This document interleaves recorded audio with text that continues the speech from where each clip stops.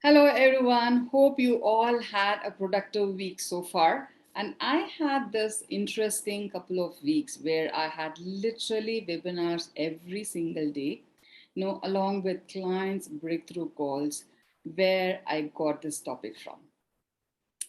I realized many of them are having symptoms of not doing what they are supposed to do, in the name of being perfect, and ending up procrastinating.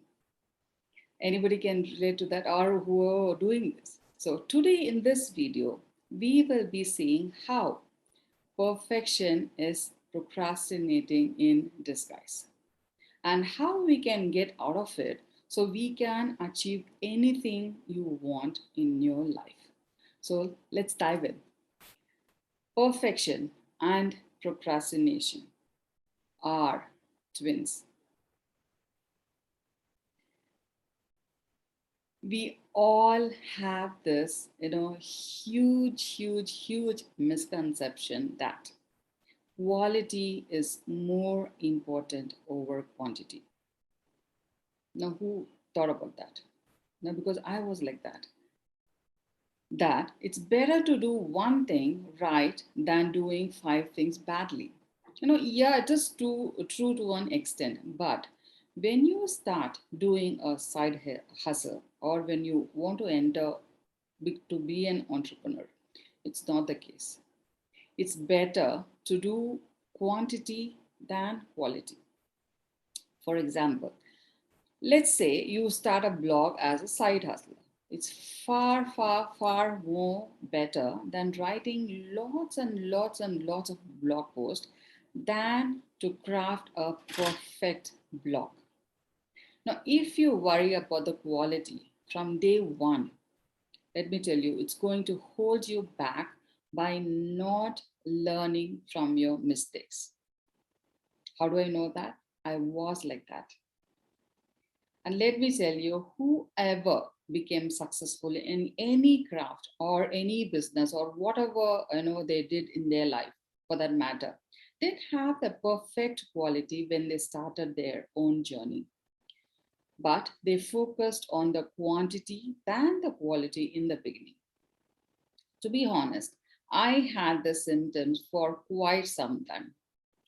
Trying to be perfect in everything I did, which led me to lose precious time, nothing else. Literally years, I would say. And it led me to achieve nothing other than stress because I was stressed that I didn't do, what is required from me. So procrastination is often a symptom of perfectionism because perfectionists fear being unable to complete a task perfectly. They put it off as long as possible because I was doing that. This stems from the fear that not meeting the goal means there is something bad or wrong or unworthy inside of them. Further, perfectionists fear that failure will invoke criticism or ridicule either from internal voices or external voices, and probably their peers or whoever it is. So, who can resonate with this? But mine was mostly internal voices. I was the best critic for myself. The higher the fear of failure or ridicule, the more perfectionists procrastinate, period. Now, which I did nearly for a decade. But let me clarify, procrastination is not laziness. No, it's more of a misguided sense of activity based on a low tolerance for frustration and failure.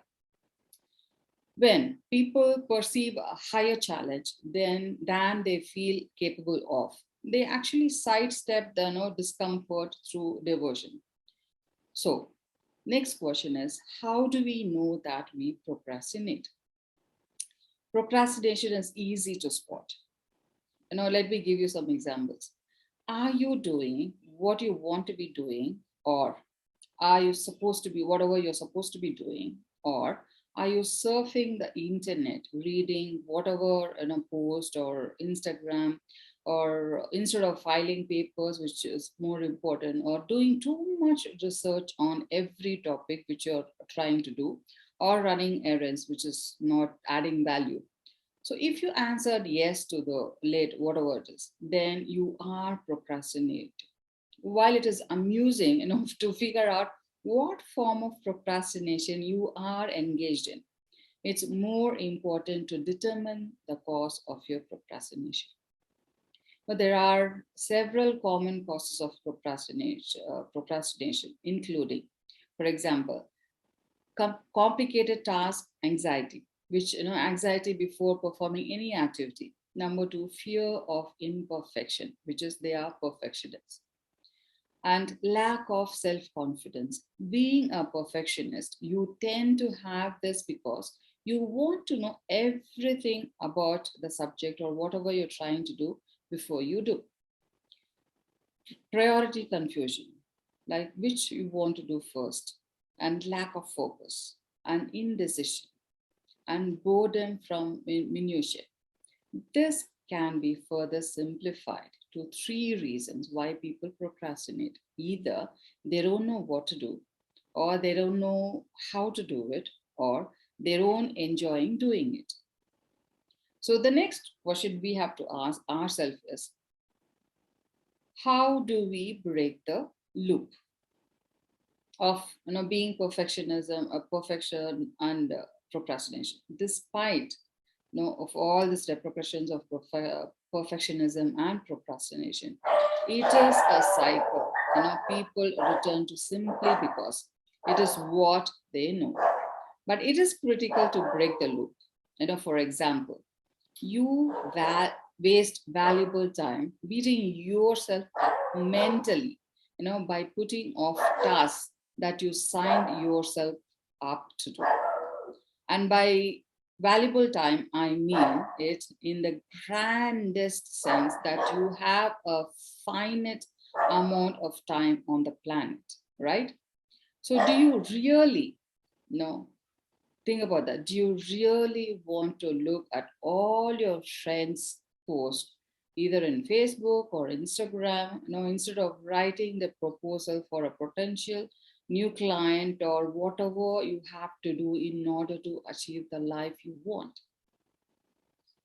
Another reason to break the loop is that perfectionism, is the enemy of creativity, productivity, and sanity, because perfectionists are so concerned with the outcome being just right.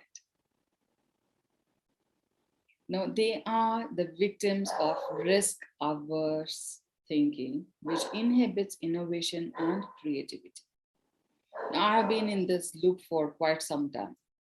And finally, both perfectionism and procrastination have longer term tolls on both mental and physical health.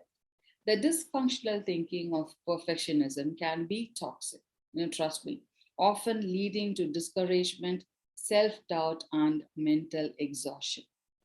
Procrastination is equally damaging. Not only do procrastinators squander the precious resource of time or attention and focus, but the constant stress caused by procrastination eventually leads to problems like compromised immunity or digestive problems and insomnia. Quite interesting, right? So here are three tips to beat perfectionism based procrastination that stems from fears about how you will be judged or perceived by others. Now it's all about shifting our perceptions. Number one, get in touch with the value of what you are doing. Now, when you find yourself back on social media again, now instead of doing something that will move you forward, take a moment to think about how the tasks ahead fit in the grand scheme of your life. Now, which is the goals, which is whatever the goals you want to achieve. The more meaningful the task is in terms of forward movement, the less likely you will be procrastinate. Number two, be aware of unrealistic expectations and break your brain out of black and white thinking about expectations. Now consider the like best, worst, real exercise. Write down all that. Whatever tasks you feel compelled to do perfectly and thus are procrastinating on, write on whatever what you believe could be the best case scenario, the worst case scenario, and what is most likely the realistic scenario, which will be neutral. Now remember one thing, that no one else cares and no one else matters. Don't worry about anybody.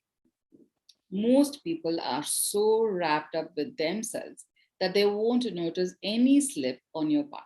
So don't worry about that. Just do what you have to do. So let your desire, to impress others go, and decouple your performance from your sense of self-worth. Number three, understand the difference between excellence and perfection. Excellence stems from enjoying and learning from an experience and developing confidence from it. Now, in stark contrast, perfection fosters negative feelings from any perceived mistakes made, now, regardless of the excellence of performance. So, the bottom line is, when you are clear about your goals, take the necessary steps to do in it no matter what. Quantity is necessary than quality in the beginning. Remember that.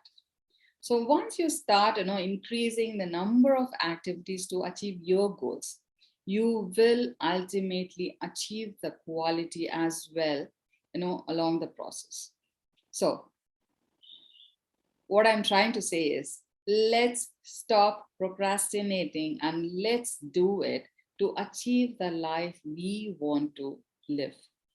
Now, hope you will take the necessary steps to eradicate these symptoms, which is hindering your success. Trust me, it is.